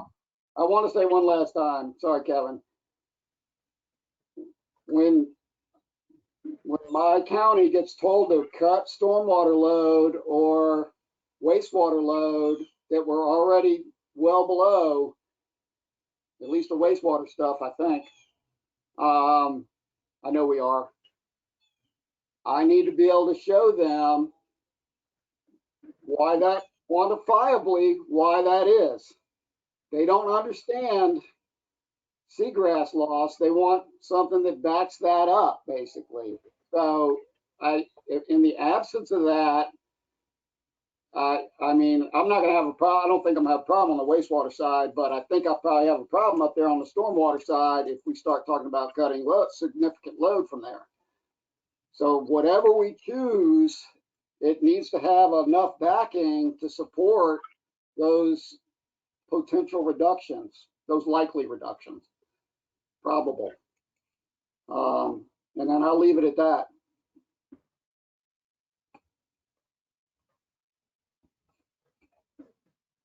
Chris, Kevin, and Jeff, if there's a desire to revise your scores, do you want to take maybe 5 minutes and then go through your guys' score sheets and then resend those to us? And then we could update the master table. Would that work for y'all? Yeah, I think that's a good idea. I don't know how Ben feels, but I'm kind of on the side of, you know, we did a scoring, but there may be some refinement. Um, and and is it the scoring? It's really the top funding recommendation is really the score that carries the most weight. Is that right? Yeah. I think if there's a mismatch between the average score, the top average score, and the funding recommendation, we need to talk about that. Okay. Yep. Yeah. That's what, okay, I'm sorry, go ahead, Kevin. I was just gonna go to the actual proposal just a little bit, and you know, looking at they're all kind of seeming to do a monthly time step for whatever model it's going to be, and I think maybe that's what happens with the RAP right now, before you guys do. But the one of Chris's questions a while ago was just on the regulatory side, which we're not really from the DEER side of things, but we are over the reasonable assurance plan review and submittals, and you know, to EPA coordinator, which is the EPA. But you guys send things obviously to EPA as well. But I was going to say that an outcome or a long-term outcome could be revised criteria for nutrients or chlorophyll A or whatever the targets are, and that can happen through the RAP, and that would go through the DEER division, and it gets submitted to the secretary, which is kind of I thought what Chris was asking about regulatory aspects. That's one thing that could happen with us. It's not the allocations, but it is the criteria setting, and that's just I just wanted to clarify that for anybody that's on here. Kevin, I would say that if it, you know, while it could be both, you're gonna have, those final orders are gonna have to be opened up. That the old Tampa Bay final order is gonna have to be opened up. Maybe the overall order would have to be opened up. I think that's where the chlorophyll criteria is at. I haven't looked at those in quite a while, but I'm pretty sure the chlorophyll criteria by bay segment is there. If we were to lower that even more, which might be another expectation of this effort, then you have to open up both of them. One was issued through, I believe, DEER. I'm not sure they were DEER at the time, but it was Daryl Joyner that we worked with through the secretary. The other one was a district level. The specific QBEL was district level. But I think you probably end up, if we come back in and we go, oh, these are the wrong chlorophyll thresholds, we need to go lower.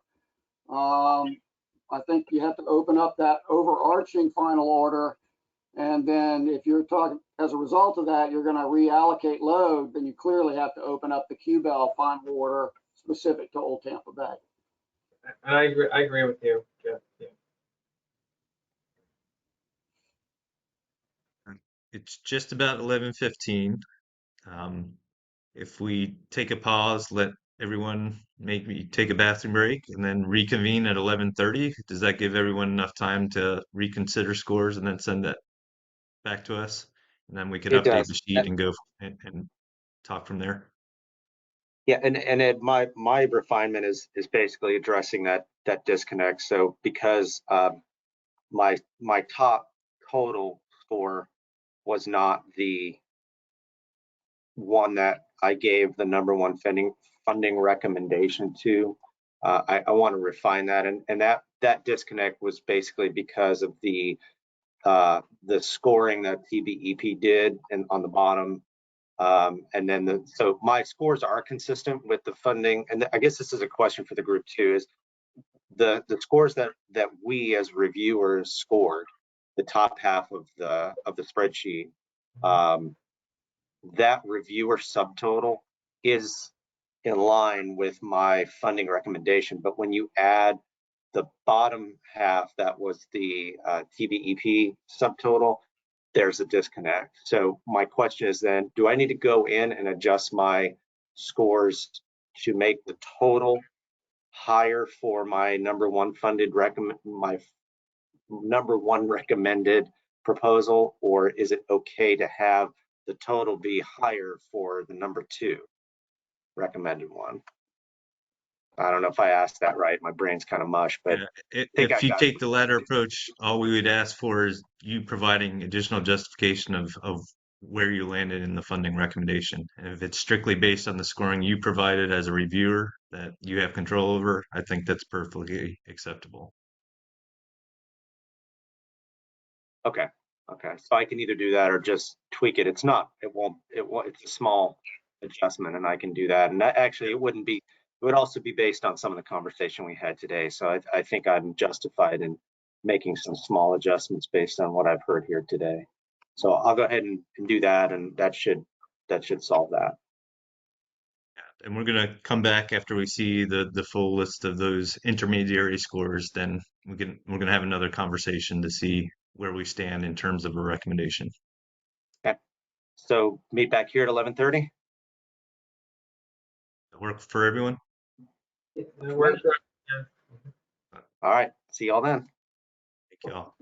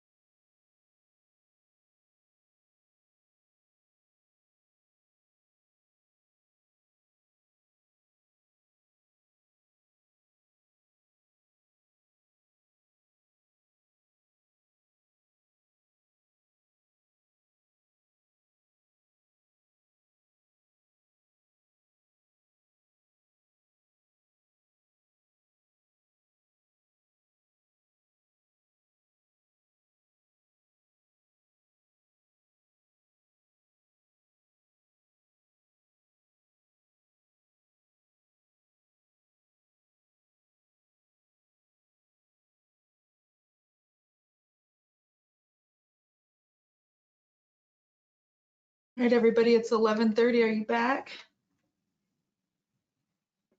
Well, hey, Ed and I, Never left. we're here. Ben and I, get my names right. Okay. We're just trying to finish stuff up.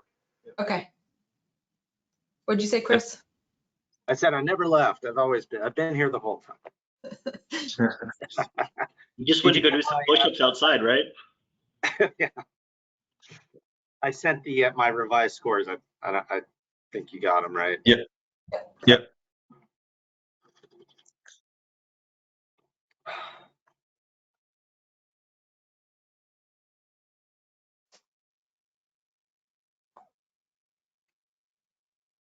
We're just waiting on Kevin's and Ben's, and then we'll start again.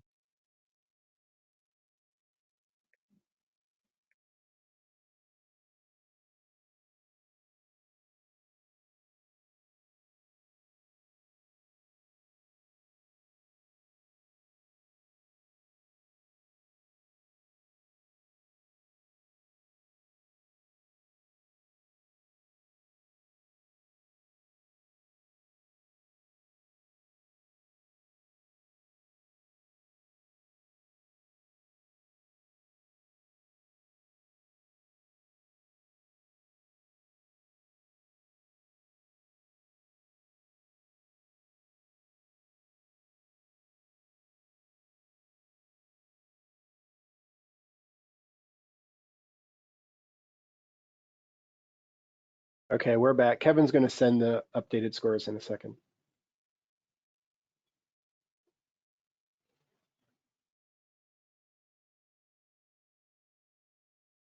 Thank you both. Okay, yeah, you should have it now, or it's going to the group again.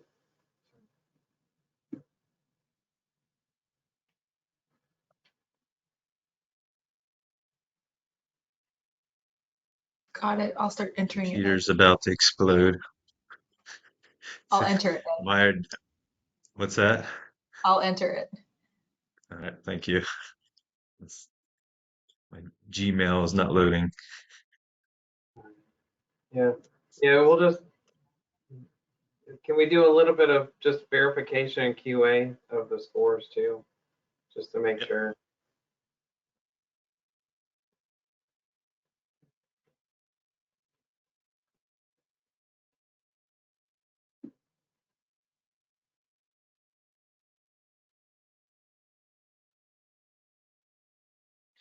I will point out, well, I didn't hold this as a criticism, that the words thresholds don't work when I hear chlorophyll 18 or TP.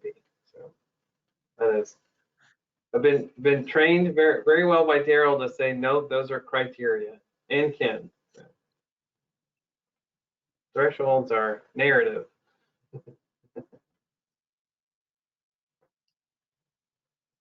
Narrative, or like the estuary criteria. NNC.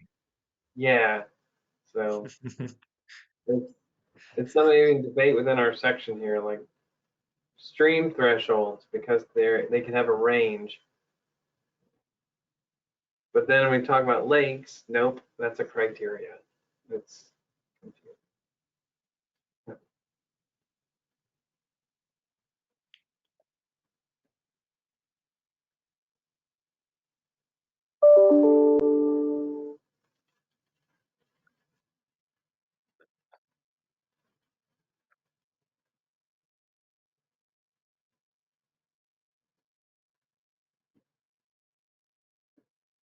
Okay, Ed, I think reviewers 1 through 4 have been updated with the new scores on the second tab now.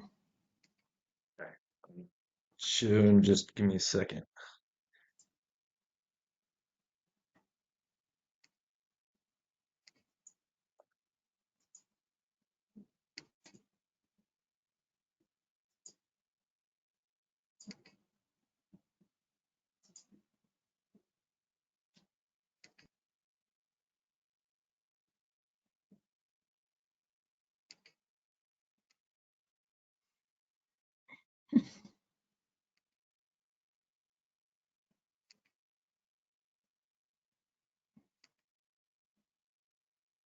Y'all see my screen again? Yes.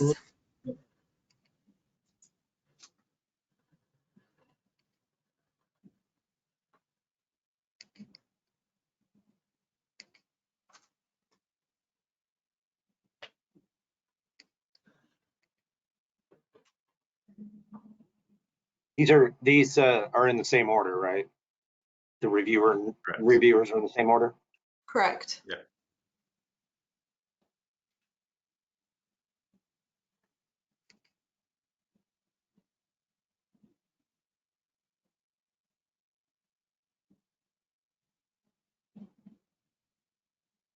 Let me know if you guys want me to zoom in or out.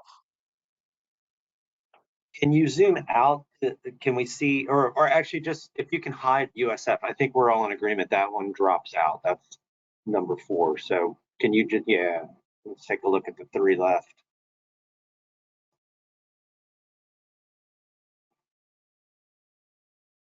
So we have a situation, it looks like, where Geosyntec has the highest total score, but is the second recommended for funding. So Stantec, it looks like Stantec's number 1 and Geosyntec's number 2, but Geosyntec's total score is higher. So how do we address that? Well, I think there's a couple of things that are going on. One is we won't get final score. Santino had to leave. He had another conflict, so we won't have final scores from Santino until the end of the day. And then the other is the issue that you identified prior to break, Chris, in that the scores that are uniformly assigned by the estuary program are also perhaps changing some of the totals and making it so it doesn't maybe match with the reviewer perceptions. So we'll have to address those items through discussion.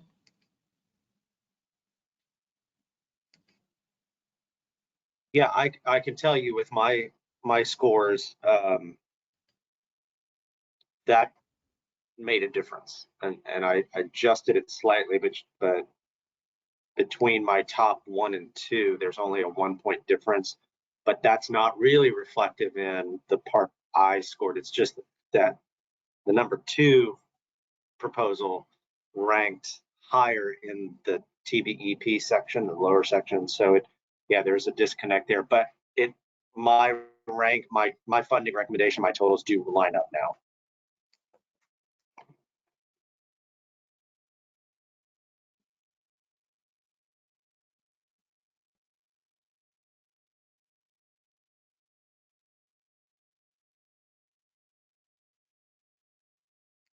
It looks like, just for clarification, those match the scores I provided to you.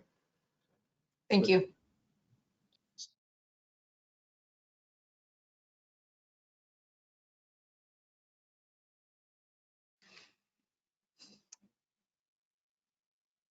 So scoring wise, Geosyntec has the highest average score, but it's coming in at a little bit over 2.25 in terms of a funding recommendation. Stantec's is the second highest score on average with a funding recommendation of 1.75. It's closer to the 1. And applied ecology is at 78.4. And 2.5 as a funding recommendation. Do we want to shortlist any of these and kind of go from there from our discussion, or do we want to consider all 3 still?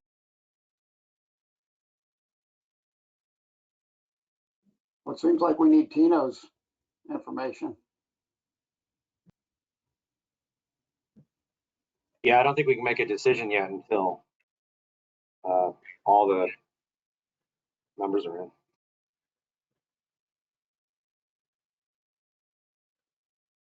I said his availability is after 12. Yep.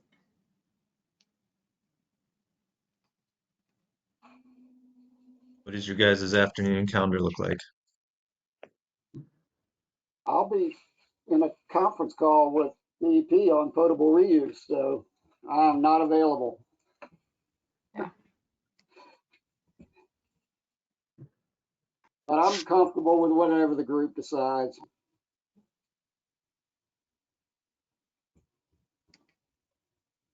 I'm available this afternoon. I think Ben is too,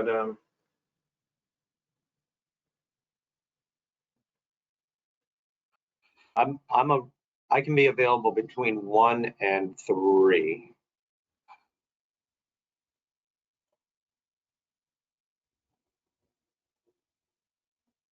you said you're tied up this afternoon. Jeff I- is.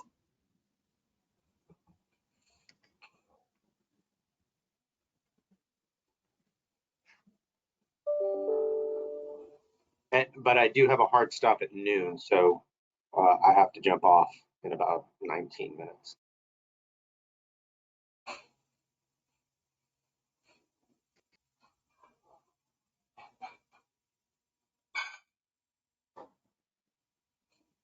Looking at the calendar early next week too.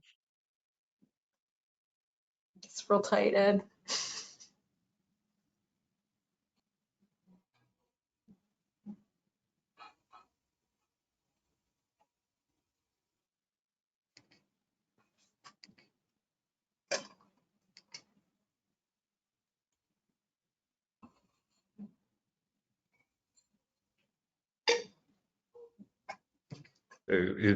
Is a consensus from the four remaining reviewers that we want to wait for Santino's input to make a decision on shortlist?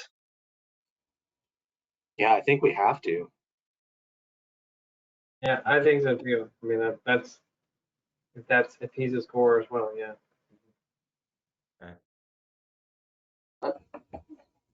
I agree. I mean, Stantec and Applied are basically identical on the regular review. They're only separated by the funding recommendation. Geosyntec is, a few points higher, 5% about, 4%, 4 points really. Chris, you said your available today is between 1 and 3. Yes. Yes, correct. Jeff, you're completely tied up around 1. I am not available until 3 something, I think, maybe 4. Let me check this last one. I'm not available until after 4. I'm available after 4.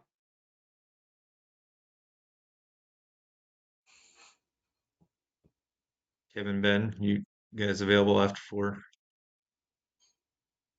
Yeah, it could be. Yeah, I think. We schedule off 4 to 4:30, and we'll try to get Santino's scores between now and then and make sure that he's available. Sounds good. Okay. That's a All fine right, with me. we're going to probably repost this on our website just to make sure that everyone's knowledgeable that we're going to reconvene at 4 o'clock. It'll be the same meeting link, everybody. Okay. Yeah. All right. And we appreciate it. Any other final thoughts before we reconvene? I appreciate all the feedback. I mean, this was a great discussion. There was a lot of material here, so good job, everybody.